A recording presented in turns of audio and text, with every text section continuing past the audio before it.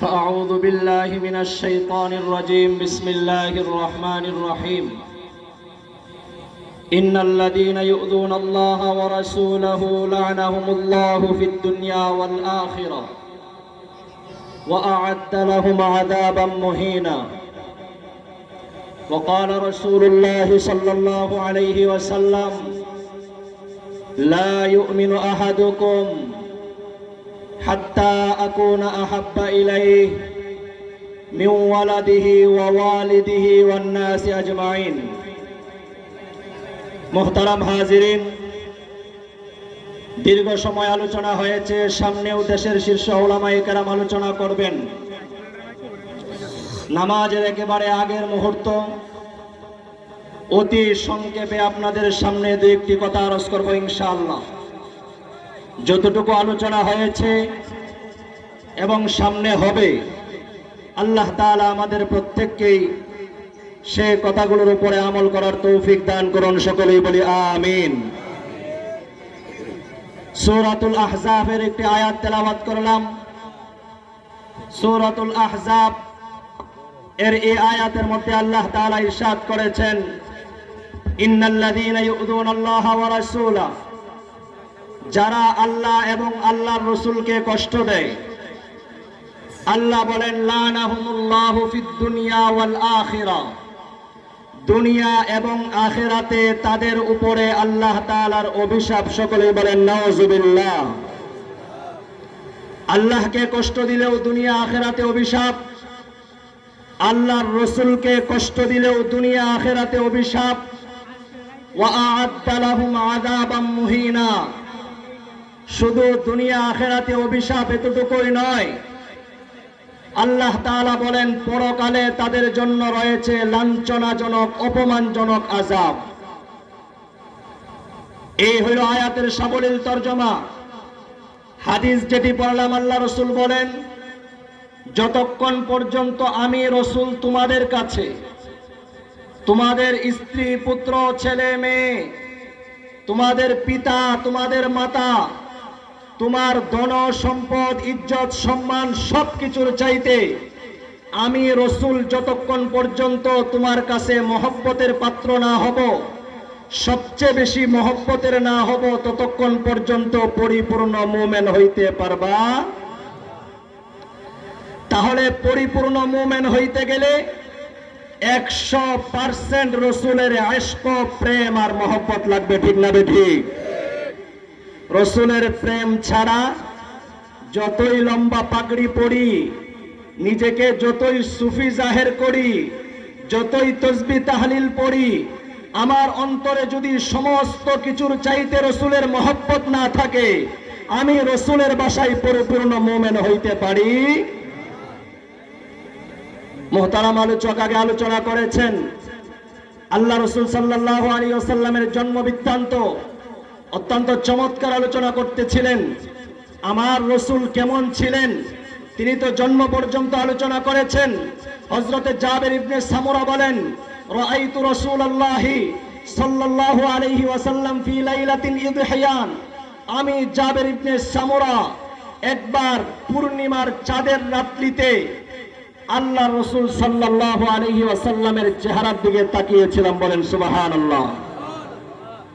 জাবের ইবনে সামুরা বলেন, ফাজালতু আনজুরু ইলা রাসূলিল্লাহি ওয়া ইলাল কমার, আমি জাবের ইবনে সামুরা একবার 14 তারিখের চাঁদের দিকে তাকাই, আর একবার রাসূলের চেহারার দিকে তাকাই। একবার চাঁদের দিকে তাকাই, একবার রাসূলের দিকে তাকাই।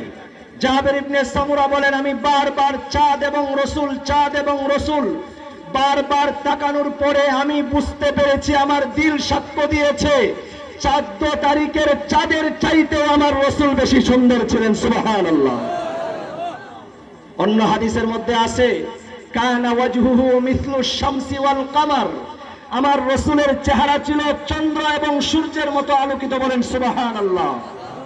আমার রাসূল সাল্লাল্লাহু আলাইহি ওয়াসাল্লাম শুইছেন, হযরতে আনাস রাদিয়াল্লাহু তাআলা আনহুর আম্মা উম্মে সুলাইম রাসূলের গা থেকে ঘাম ঝরতেছে, তিনি ঘামগুলো একটা শিশির মধ্যে উঠাইতেছেন। আল্লাহ রাসূল জিজ্ঞাসা করলেন, ঘাম শিশিরে ঢুকাইতেছো কেন? বলে, ইয়া রাসূলুল্লাহ, আপনার শরীর থেকে যেই গাম বের হইতেছে, এই গামকে আমরা বিভিন্ন অনুষ্ঠানের মধ্যে আতর হিসাবে ব্যবহার করি। সুবহানাল্লাহ। আমার যে রসুলের চেহারা চন্দ্র সূর্যের চাইতেও বেশি আলোকিত ছিল, আমার রসুলের গায়ের গাম মেশকে আম্বরের চাইতেও সুঘ্রাণ ছিল, সেই রসুলকে নিয়ে কটূক্তি করলে কোনো ইমানদার বরদাস্ত করতে পারে না। মুহতারাম হাজিরিন, বারবার আমরা দেখে আসছি, কিছুদিন পর পর আমাদের রসুলের উপরে আক্রমণ করা হয়। কেন? ইসলাম, এই ধর্ম শরীয়তের মূল হলেন রসুল। যদি রসুলের উপর আক্রমণ করা যায়, রসুলকে যদি কোনোভাবে কালারিং করা যায়, রসুলকে যদি কোনোভাবে প্রশ্নের সম্মুখীন করা যায়, তাহলে গোটা ইসলামের উপরে প্রশ্ন তোলা সহজ হয়ে যায়। এই জন্য বারবার ইসলামের উপর আক্রমণ করার চাইতে রসুলের উপর আক্রমণ করে। কিন্তু মুহতারাম হাজিরিন, অতীত সময়েও, শুধু এখন না, কিয়ামত পর্যন্তই যারা প্রকৃত মুমিন আশিকে রসুল, তারা রসুলের ইশক আর প্রেমের নজরানা আগে যেমন দিয়েছে, বর্তমানে যেমন দিচ্ছে, কিয়ামত পর্যন্তই দিয়ে যাবে ইনশাআল্লাহ। ইমাম মালিক রহমতুল্লাহি আলাইহির ঐতিহাসিক বাণী আমাদের আবারও স্মরণ করা উচিত। খলিফা মামুনুর রশিদ, বাদশাহ মামুনুর রশিদ ইমাম মালিক রহমতুল্লাহ আলাইহিকে জিজ্ঞাসা করতেছেন, ও ইমাম মালিক রহিমাহুল্লাহ, কেউ যদি রসুলকে গালি দেয় তাহলে তার শাস্তির ব্যাপারে আপনি কি বলেন? খলিফা মামুনুর রশিদ ইমাম মালিক রহিমাহুল্লাহকে জিজ্ঞাসা করতেছেন, কেউ যদি রসুলকে গালি দেয় তাহলে সেই ব্যক্তির শাস্তির ব্যাপারে আপনার অভিমত কি? ইমাম মালিক রহমতুল্লাহ আলাইহি প্রথমেই জবাব দেন নাই। জবাব দেওয়ার আগে বাদশাকে পাল্টা একটা প্রশ্ন করেছে। বাদশাহ, আপনি আমাকে জিজ্ঞাসা করেছেন কেউ যদি রসুলকে গালি দেয় তার শাস্তি কি? আমি আপনাকে জিজ্ঞাসা করি, মা বাকাউল উম্মাহ বাদা শাতমি নবিয়্যিহা, যেই উম্মতের নবীকে কেহ গালি দেয় সেই উম্মত দুনিয়াতে বেঁচে থাকে কিভাবে? উম্মতের নবীকে যদি কেহ গালি দেয়, সেই গালির প্রতিশোধ নেওয়া ছাড়া উম্মত দুনিয়াতে বেঁচে থাকার অধিকার নাই। মুহতারাম হাজিরিন, ইমাম মালিক রহমতুল্লাহ আলাইহি কথাই বুঝিয়েছেন। এরপরে বলেছেন, মান শাতামাল আম্বিয়া কুতিলা, যেই ব্যক্তি রসুলকে কটূক্তি করবে, রসুলকে গালি দিবে, তার শাস্তি শুধু খালি আমরা মিছিল মিটিং আর বিক্ষোভ সমাবেশ করব, শুধু স্মারকলিপি জমা দিব, শুধু বারসের দূতাবাস ঘেরাও করব, এতটুকুই নয়।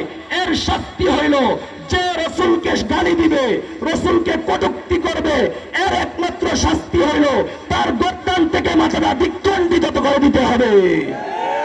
মুহতারাম হাজিরিন, আজকে আমাদের মধ্যে এরকম প্রতিবাদী স্পৃহা নাই। 2013 সালে শাপলার চত্বরে শাইখুল ইসলাম আল্লামা শাহ আহমদ শফি, আমার শাইখ ও মুর্শিদ আল্লামা জুনায়েদ বাবুনগরী রহমতুল্লাহ আলাইহি হাদিসের মসনদ ছেড়ে শাপলার প্রান্তরে গিয়েছিলেন। দেশ দখল করার জন্য নয়, দেশের প্রধানমন্ত্রী কিংবা এমপি মন্ত্রী হওয়ার জন্য নয়, শাপলা চত্বরে গিয়েছিলেন রসুলের ইজ্জত সম্মান রক্ষার জন্য। ঠিক না ঠিক? 2013 সাল আমাদেরকে বারবার নবী প্রেম মনে করিয়ে দেয়। সারা দেশ থেকে কত কষ্টের পরে শাপলা চত্বরে নবী প্রেমিক তৌহিদি জনতা জমায়েত হয়েছে, ক্লান্ত পরিশ্রান্ত, একের পরে এক বিভিন্ন দিক থেকে গুলি আক্রমণ চলতেছিল। শেষ রাতের দিকে যখন অনেকেই তাহাজ্জুদের নামাজে দাঁড়িয়েছিল, অনেকেই যখন জিকির আজকার তসবিহ তাহলিল পড়তেছিল, ঠিক ওই সময়টাতে আগের জালেম সরকারের পুলিশ প্রশাসন সহ যৌথ বাহিনী নবী প্রেমিকদেরকে পাখির মতো গুলি করে শহীদ করেছিল। বর্তমান সময় তত্ত্বাবধায়ক সরকার, বারবার আমরা দেশ আর রাষ্ট্র সংস্কারের স্লোগান শুনতেছি।